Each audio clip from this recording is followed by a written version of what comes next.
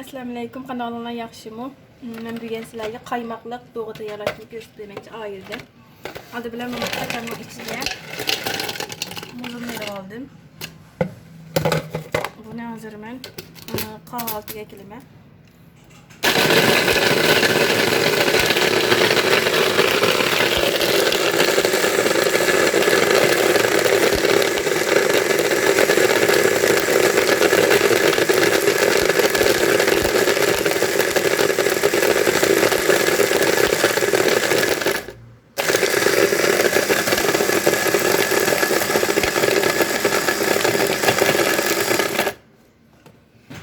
Gördüğünüz belki yeni beklerak izlevetini yaxshi ko'rsangiz izlesem ben azroq izlevetdim çünkü muzlar azroq qoldi.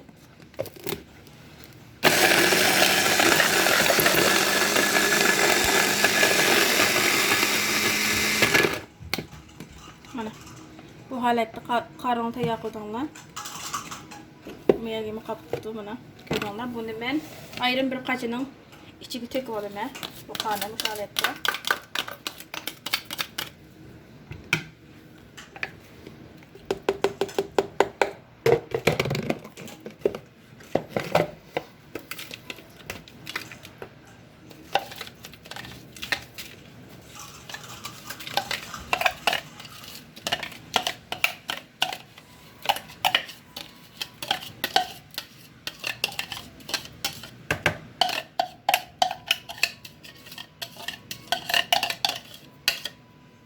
Mana qani ko'rdinglarmi mana.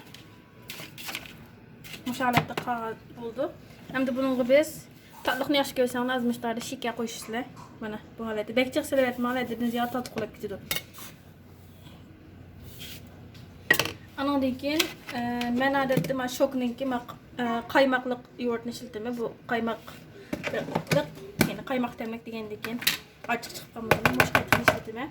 Mushaning qaymoqidan mana ko'rdingmi? Bir qo'shiq. 2 qoshiq oldim. Suydan asroq jiq emas, suyuqlab qoldi bo'lmasa, shu holatda to'kib etdim. To'kib bo'lgandan keyin bekroq qaymoq bo'lsin desanglar, men Pinar markani ishlatim, lavni peynir. Sizlar o'zingizlar qaysini ishlasanglar, shuni ishlasanglar bo'ldi. Arxil markadagi va bundan bir qo'shiq qo'shib bersanglar bo'ldi. Mana men shuncharoq qo'shdim. Shuni qo'shib, ularni yaxshi aralashtirishlar. Yatanda shuni aralashtirdim. Mana. Edim de aralashib qo'ymay erib, ko'rdinglar? Mushalatda aralashdi. Bizimda mana peynirning qiyqni ovozini etib, biz buni qachimizga olaylik. Qachimizga elib, men sizlarga mana bu holatni ko'rdinglar, qaymoqliq.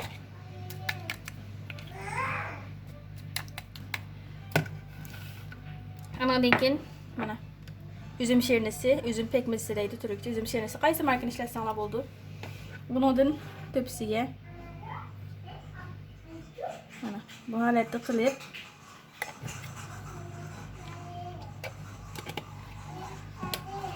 iste'mol qilsanglar bo'ldi. Mana buni aralashtirdik. Ko'ringlar. Qaymoqliq qadimiz, ya'ni xotin tarafda qadi deymiz. Xotandan boshqa yerda doğu deydi ekan. Doğu deb ism qo'yay. Asonliq, ko'p sonliqqa bo'ysunsin mana. O'sha holatda mana. Haqiqatan tamlik bo'libdi. Shunaqa sinab baqsanglar bo'ldi.